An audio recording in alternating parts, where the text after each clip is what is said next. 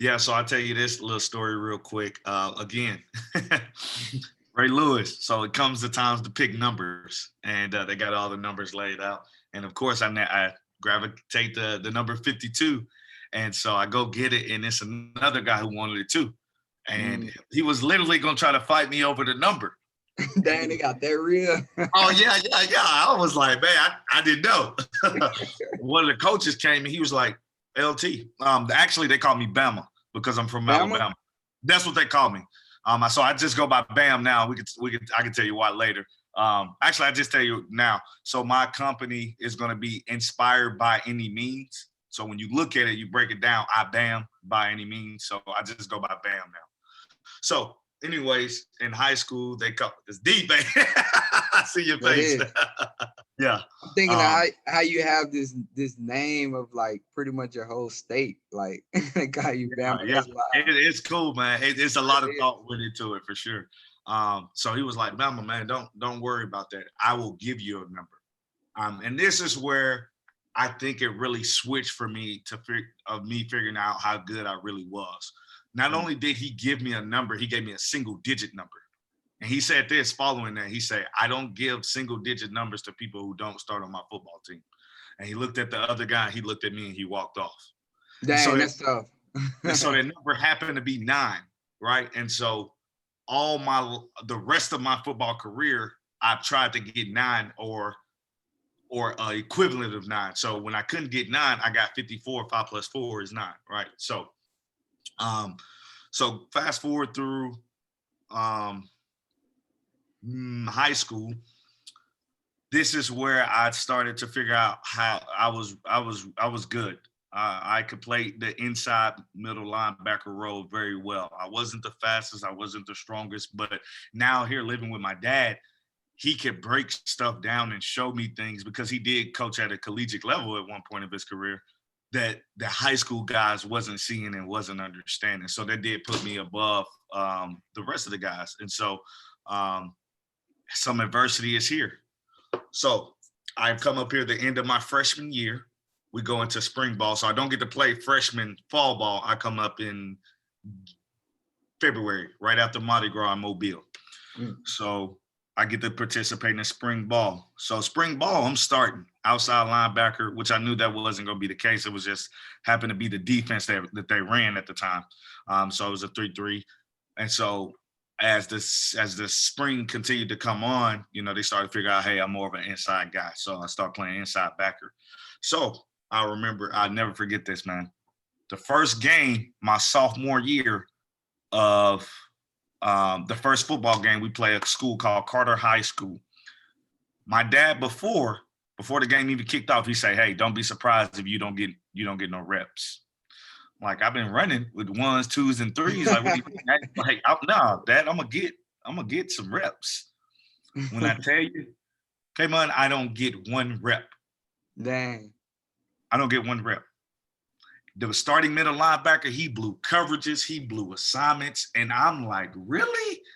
Really? This is what we doing? Second game, we play a school called West High School. I get in at the end of the game, 3 minutes and 26 seconds left. Trash time. Third game, we play a school, our local rival, Seymour.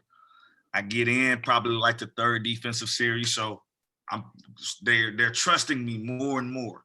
And this is what my dad said. He said, they're not going to start you, man, because spring ball and watching you, in shells is totally different than throwing you in the game. And after he explained that to me, I totally understood. But at the time, it's like, bro, I'm a 14-year-old man, and I'm ready to knock some heads off. You know what I mean? Yeah. So that lesson in itself is, just being able to trust, which I didn't have a lot of trust. So I had to. I didn't have no choice. It's either what you're gonna do. You're gonna walk away and quit, or you're just gonna trust and let your time come. So fourth game, we play a school called Clinton. I start. I get in about the second defensive series and stay in. Fifth game, we play Gibbs. I do start, and I've never not started again in my high school career until I got injured. And so, Congratulations on that. thank you, man. Yeah, and so that was a big ordeal. A lot of life lessons. Anything you want to ask in particularly about? Yeah, I really enjoyed just kind of going back to the very beginning when you was saying you was from like 4 different states. I think I think that can be tiresome, and it can have its negatives, but also it can have its positives because you've met so many different people. And so, like I said, as life dogs, we do build that relationship. And then also just like losing your father whenever you had moved that time, and he was like a strong supporter. Is that correct? You lost So him I as you lost moved him. away. I lost him in 2019. Oh, okay. So I was already done playing ball, and so I decided to pick it back up because I don't know if I mentioned I had been out the game since 2015, so I hadn't played Mm. the game of football. I ultimately walked away. It was some things that I didn't agree with, but if I wanted to play, I could have. But I ultimately just walked away, and that was that. I never thought I'd play the game of football again, but some opportunities came up, and in 2020, that I picked it back up. I started back getting in shape. I went from 330, which is the heaviest I've ever been in my life, to 285 because I was like, hey, I got Dang. to play again, and I'm still going down because I'm so heavy, I can't play linebacker at that position. I mean, Yeah. at that weight. So the game plan is to get back down to linebacker weight, so about 240, Yeah. and try out again and play. But I was sitting on the bed, man, and I had my tryout or my combine about 2 weeks ago, and before I left, I realized, I say, dang, this is gonna be the first time in my life that I'm gonna look up in the stands, and my dad won't be there. Mm. And again, outside of me, my dad is my biggest critic and my biggest fan. So not to be able to have that, man, that I had to take that in, and I had to deal with it, man. And it probably dealt with it for about like 10 minutes and just realizing like, dang, he's not gonna be there. My wife said something. I do have a 3-year-old. She was like, well, your next biggest fan, he'll be there. And so That's loud. That's really yeah, loud, bro. that was very comfortable, comforting. But man, it's just somebody that's been there in that aspect. It just shook me to my core that he wasn't gonna be there, man. So, but I did okay, and I know some I could hear his voice in my head. It's like, you should have did this, you should have did that, but it's all good. That's love, man. And I'm sure you tell these stories to your 3-year-old, correct? Yeah, Like, yeah, for sure, man. That's yeah, one. that's So greatness. I'm glad you bring that up because that's Let's the talk reason about that. I started to play again. Again, I'm starting. I want to be an inspiration and a motivational speaker to myself, and I already know that one of the biggest messages is going to be overcoming that adversity, right? Going to chase your dreams. Well, if dad didn't do it, how can I project that on somebody else to do it? And so that's why I decided to pick the game back up and finish what I started. Because again, I walked away. I didn't finish it. It's not that I got told no, it's just that I totally left it. And I can't live one with regret, and I can't live with trying to coach people and teach people that when I didn't do it myself. It's just from a theory at that point. It's not something that I actually projected and did. So Mm. that's one reason why I'm actually getting back. And I've already told myself, like, no matter what happens, no matter the end result, I can say that daddy went after his dream. That's love, bro. And that's gonna push him even more, like actually seeing that. Like Oh, he for gonna sure. remember it too, I'm sure. Like Oh, yeah. remembering and Yeah. seeing it. It's documented. And so, yeah, Yeah, he that's love, bro. for sure. For real. But I greatly appreciate you sharing those experiences, man. And I know it definitely that adversity that you have faced with your dad, and then even like your sophomore year when you didn't get any reps that very first game, like just building that trust. I feel like you've built like a solid foundation, not for just the rest of your life, but as you're pouring back into your kids' lives Oh as yeah, well. man. Yeah. So one more thing. So as I'm starting my career of speaking, so I got into Maryville College. Let's go a little bit deeper. So after my high school ball, I had a different defensive. Dang, I didn't forget so much. You're making me remember stuff keep, now, man. yeah, just keep it going. I had each each year I had a different defensive coordinator, which meant each year I played in a different defense. My first year was a 4-4. My second year was a 4-3, which that's where I thrived at. I did the best. I had like 120 tackles that season. And my third year, we played in the 3-3, which was horrible. Production went way down. And so I'm getting a lot of these D2, D3 school interests, my junior year at ball. Then the next year, not so much. Production goes down. So that landed me going to a D3 school, Maryville College. Could I have went somewhere else? Probably. UT recommended that I walk on, but telling an 18-year-old kid who thought he had the world in his hands to come walk on and it's difficult. Sit for 3-4 years, maybe play as a senior, I just wasn't rocking with that. Again, hindsight 2020. If I could go back, I would probably go to a JUCO. I would probably go to one of those D1 schools, get bigger, faster, stronger. But again, hindsight's 2020. Then you take everything you can learn from it, right? So I go to Maryville College. I start 5 games behind the former Mr. Tennessee. So the linebacker that I start behind is the former Mr. Tennessee 2 years before. So that was a big deal. Second year, I come in.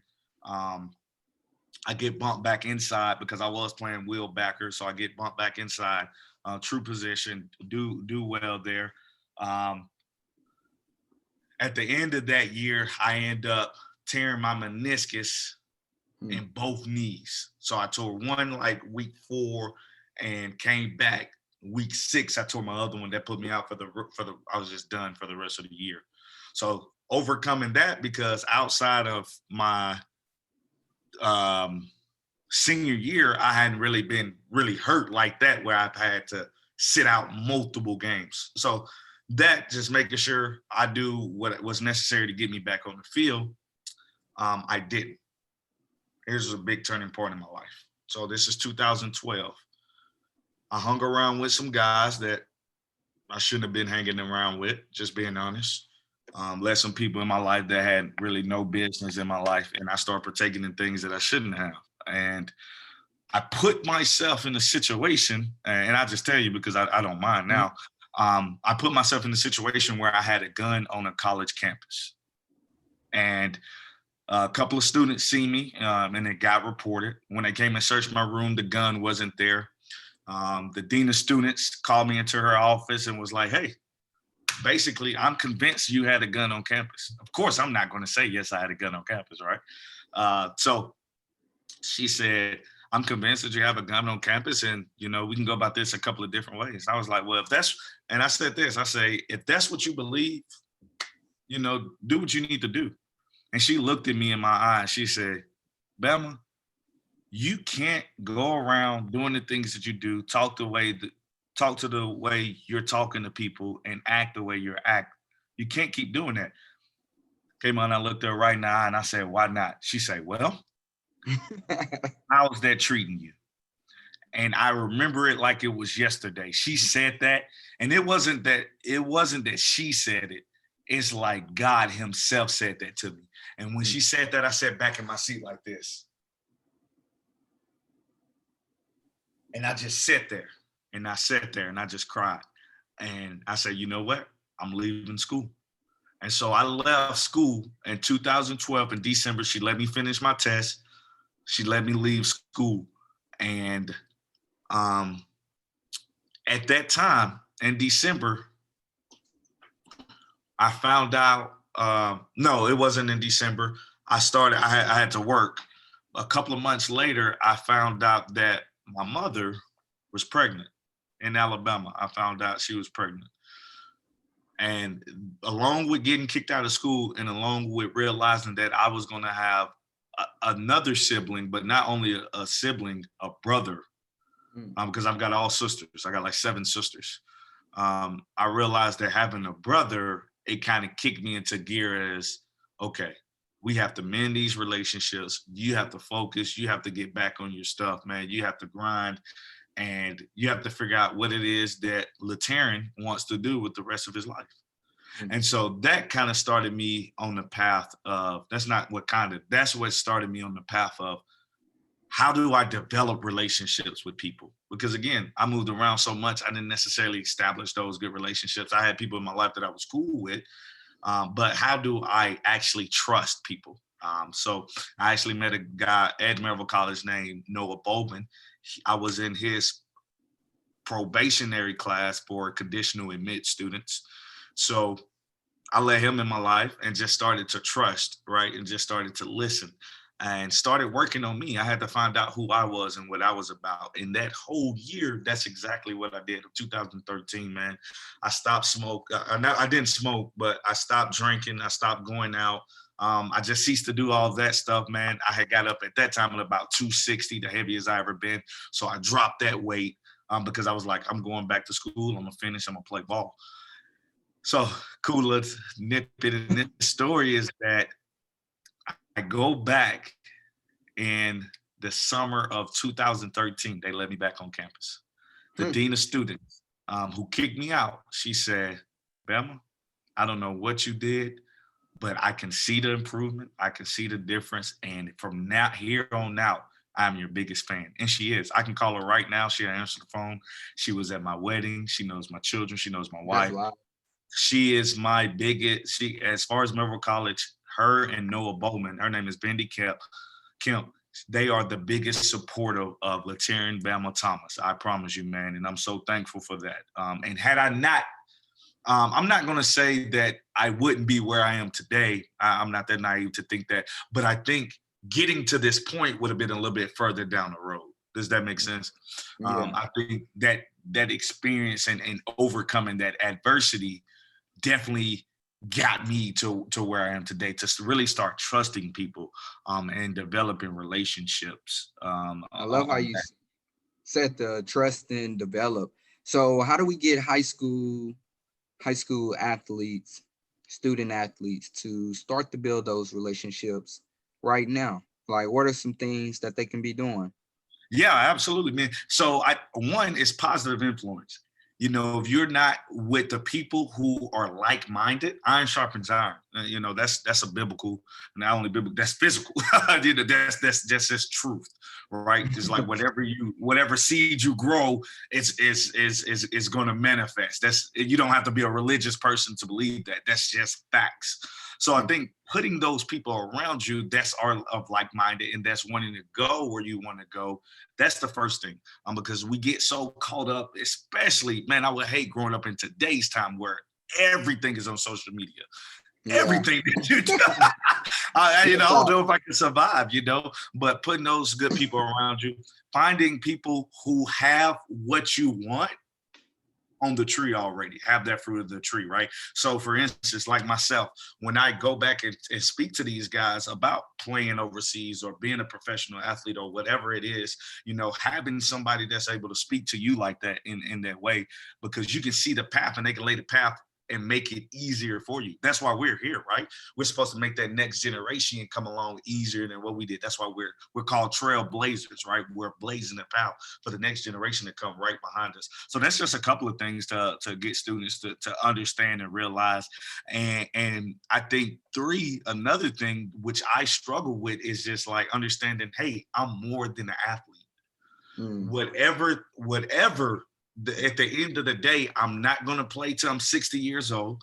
I can't rely on that. I'm never going to look at you and say, hey, you can't make it to the NFL or the NBA or whatever. I'm never going to tell a kid that. But I want to also set up as like, okay, if that doesn't work out, what else passion do you have? What else is it that you're interested in? And starting to engage those interests and you want to be an entrepreneur? Great. Let's get you around some entrepreneurs to start thinking like that, because football is not going to be forever. Hey, while we're here, let's grind. Let's do it. Let's go all at it. But at the same time, we have to realize, what's your identity, right? It's not football. That's just a platform that you use. That's just a vehicle that you use. And what's the end goal? What's the destination that we need to do to get there and start fostering that. I hope that wasn't too much. No, I love that. So you said one was to get around the people. Two, what was the second one again? So first is getting around people in your sphere of influence. So like your peers, hanging out with peers. Two is like finding those mentors people who have fruit on the tree, so you can listen to them and they're going to be a positive influence in you. And it's not necessarily family. Family don't always have your best interests. And that's what I want some people to understand is like, it's not always family. It's somebody that you trust and you know, again, they have the fruit on the tree. They're going to tell you whether you like it or not, it's the truth and it's what you need to hear. And then the third is finding out your identity. And it's all kind of wrapped up in the same, you know, it's all being more than an athlete. I love that, because what we're looking into doing is like with the program, we want to make sure we're giving those actionable items. And I just want to pick your brain and see like what you thought about how we can make sure that high school athletes, student athletes are starting to begin becoming aware of them building relationships. And then so having them think about the different directions they may could use those connections later down the road. And so that's why I'm real big on building. It's absolute key, man. You know, coming in today's, it's a lot about who you know now, right? But once I get there, what can you do for me? You have, so again, it took us 30 seconds to get a connection. Boom, boom. Yeah, real talk. And then, you know, he linked us up. I text you and boom, now we're here. So it's about those connections. But if I didn't have a developed relationship with Mike Dorsey, I may not have heard of you for another 2 years. And I'd be like, dang, now I can. Yeah. No, it's about those connections, man, and developing those relationships, which I really think that should be taught in school, how to develop relationships, because how many kids you see like this now? Man, everybody in class. You know, but when it comes time to have some real conversation of real substance, what do? They have to rely on what they heard from their parents. They don't have a true idea of what their grandparents or what they've been taught. They don't have a true idea for themselves. That's definitely helping me reminisce on how I was as like a high school student athlete, and just to think about the growth that has went on since then. And I think about it, and it was relationships. It was just showing up every day, being interested, like you said, in whatever it was that I was interested, and building a skill with those interests that I had in order to be like financial independent. And so a lot of these, and I'm saying this because a lot of these kids do want to become entrepreneurs, and a lot of them just they don't have the skill set, and they're not really just going it and taking it in motion because maybe because they are overthinking it, maybe because they don't have the confidence that they can put it together and get it out there. Yeah. And these are just things that we're wanting to address. We want to address the confidence. We want you to reminisce on your past experiences, and then we want you to be able to get out there and get skillful, whatever it is that you're interested in, and Absolutely. Show you have those connections and direction. So what are your thoughts on that as far as building the skill, and how important is that? Man, I think that's the most important, is building that skill. Because okay, so for this instance, right? I'm gonna just me. I'm just talking about me. All I wanted to do was play football. That's all I wanted to do, right? And so if you would have came to me and asked me, hey, what are your other interests? It's football. Okay, put down your top 3 interests: football, football, and football. Okay, cool. Well, how about, and I want this to happen in every area. What happens if we create something just for you just to do that? So I didn't know at the time, but you telling me I could have been 18 years old. I could have got in a plane, traveled 14 hours over to Germany, Switzerland, Brazil, Australia, anywhere over there, and I could have played football. They would have took care of my meals, my transportation, my room and board. They would have paid me at 18 years old, and that's all I had to do was play football. You know what I mean? But so many kids don't know that those opportunities, we teach them is D1 or bust. We teach them is NFL or bust, and that's not the case. But I'm just using football right now. But what if somebody wants to be a doctor? What if a girl that's a senior and she knows she wants to be a nurse? Well, why don't we start feeding her into those nursing programs, now at 18 years old? Why don't we have her go shadow somebody now at 18 years old and let her figure out, hey, yes, this is what I really want to do? Or making her waste her time to go do pre-works for 2 years and then get into your program 2 years later. It's like, no, why not start fostering that now? That's your interest. Let's go all in on your interest. Because guess what? In 60 days, you may figure out that's not what I want to do. But guess what? We don't have programs like that now. So now you have to go to college. You have to take those 2 years of pre-breaks. You have to get into the nursing program. And then what if 90 days into that job, you took 4 years, 5 years of your life, invested it into this time that you thought you wanted to do something, and now it's not what you wanted to do. When on the flip side, we could have figured that out 4 years ago and you could have tried something else. You know what I mean? So yeah. I think that's key in fostering that now in anything. Oh, I don't have no desire to go to school. Okay, what do you like to do? I like to work with my hands. Great. It's some type of skill. It's something, have those things. I don't think they're accessible enough. We can have more people. We have to school the way that we do. And that's just coming from me. And I got a degree. But I'm just saying, it's like developing those skills and taking the interest in that now I think is key, and I think it's important, man. And that's something I'm really passionate about. And so that's actually an avenue that I'm going to be using, especially in the football world, is letting these guys know, man, it's not D1 or bust. I promise you. If you want to play football, it's other. You got NAIA, you got D3, you got D2, and it's not looked upon, because I'm going to tell you, guess what? I had to put on my pads just like Perryman did at Miami. I had to go do tour days just like Jalen Smith did for the Cowboys. You know what I mean? It's like, and let's set up a path to have these guys be more successful. It's so many opportunities to be a paid professional. I got overseas, I got MFL, AFL, CFL. It's so many ways to be a professional athlete. And I keep harping on that because that's what my background is in, right? But it's so many different ways, man, to do that. I love that, man. I think we do need to become educated, and I don't know what's gonna make like high school student athletes really notice that it's not D1 or bust. Some people get it. Some people are very thankful, but I feel like a lot of young men, they miss out on a great opportunity of college and connecting with people and actually learning how to really take those connections and see what it unfolds to next over 10 Absolutely. years. Yes. And I will say that people that's not thankful for those D2 and those D3, NAIA, those type of scholarships, and no scholarships at all, but opportunities, I do feel like they miss out on that part of college. They do. They really do, man. I wouldn't trade my college experience for nothing. I would not do it. Again, it's not something I wanted to do. I wanted to play football, but again, I'm thankful for that. And again, I would have had different experiences had I had the avenue to just go play football. I'm in another part of the country, speaking another language. Like, man, that's connections in it. You know what I mean? So it's definitely pros and cons to both sides, but I totally agree with you, man. I love it, man. I greatly appreciate you spending time with me today, man, and just sharing your story and really just letting it all out.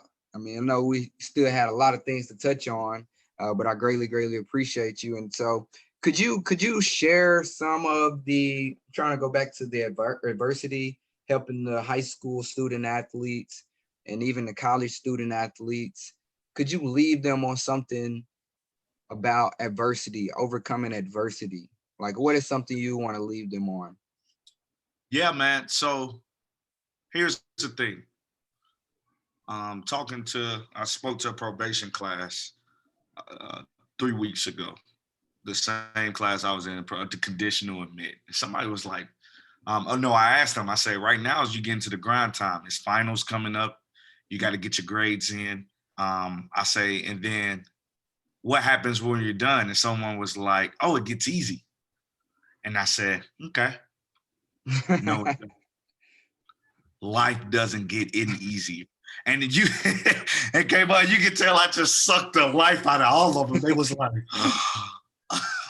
and I say that to say, no, life doesn't get any easier. It's going to always be this. It's going to always be up and down. Always, life just flows. But here's what happened. You as a man, you become better at how to navigate in and out of crowds. You become better at how to hold conversation of substance. You become better of how to develop those relationships. So you as a human get better. You as a father, you as a Black man, you as a husband, you as a brother, you as a coach, or whatever it is, you get better. And so now I am a carpenter and I got all these different tools in my toolbox. I got a saw, I got a hammer, I got nails. And for which each job that I go to, I have the correct tool that I can now use. That's what life is. And so if you concentrate on becoming a better person, you concentrate on becoming the best version of you, you're going to be just fine. And you're going to be able to come through those when those dark times come, that adversity comes. Guess what? I've been training for this because I've been working on me. What's my mindset? What's my grind? What's my tenacity like? You'll be able to get there. And guess what? It's going to be light at the end of the tunnel. You're going to go to the next peak, but get ready to go back down because it's going to always be ebbs and flows of life. Love that. We get better. That's definitely a great, I think that's a great t-shirt graphic or something. We get better as we go. We get better. Just reminding us. Absolutely. I think would you agree, though? Say that again. I'm sorry. I say, would you agree? Yeah. I do believe that we get better. And I was just listening to a video this morning that was just saying that, like, hey, you might as well get out there and just fail now. It's not going to get any easier later on. You just get better. And so yeah, but that's facts, man. It doesn't get any easier. Yeah, if anything, it gets more complicated. And that's what I was telling them. I say, right now, you're the easiest what you're going to be in life. What happens when you get here and you do get married and now you have kids and now you have a job? It's like, and you still want to chase your dream. I'm telling you, it's hard. Like, listen to me. It is hard. You know, I got to wake up 5 to get my first workout. I got to come back. I got to drop the kids off. I got to go get my second workout at 8. Don't forget, I got to be at work at 12, 2 o'clock sometimes. So I got to get 3 workouts in the day to get my body right. I have a wife who's pregnant. You know, baby be due here in October. I have to give my family that time. Like, it's hard chasing your dream. It doesn't get easier, but I sharpen myself and I get better. So let's say this. Let's say, would you say your productive 6 hours, even though you got all the adversity that you got to get better with, and then a high school student athlete, they have, let's say, 10 plus hours, but it's not as productive. Like, can you harp on like productive time and maybe what are some ways to make sure you are productive with that time? Now, from my standpoint, it's going to be very radical because I was a guy that's like this in high school. Again, going to football. If I do this, is this going to help me get closer to my goal or going to help me get farther away from my goal? And that's how I gauge stuff in high school. That's just when I was in high school, man. And so I always looked out on the field and I seen nobody else running.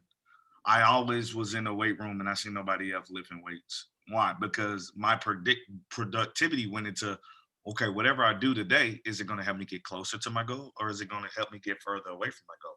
Now, as I got in college, it wasn't that. It was, you know, I partook in the college environment, going out to the stuff, you know, but back to high school, man, again, it's going back to your surroundings. It's, okay, I'm more than an athlete. Am I on top of my grades? Am I going to my studies? Am I doing what I'm supposed to do? Am I getting my ACT, SAT prep? Am I doing that? I'm not telling you not to go live your life, but at the same time, what's the destination?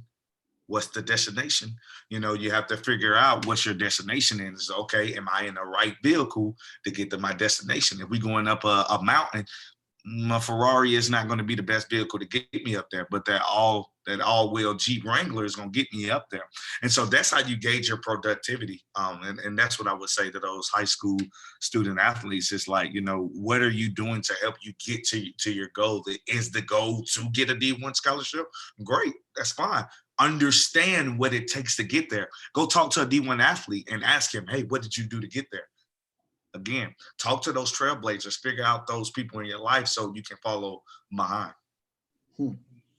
Yeah, I think what you said about like going and talk to those guys or gals, like I think it takes a lot of confidence. And what I'm realizing, yeah, you have some high school student athletes who have that superior confidence, And then you have some that they haven't really just tapped into what they can really tap into because of their confidence.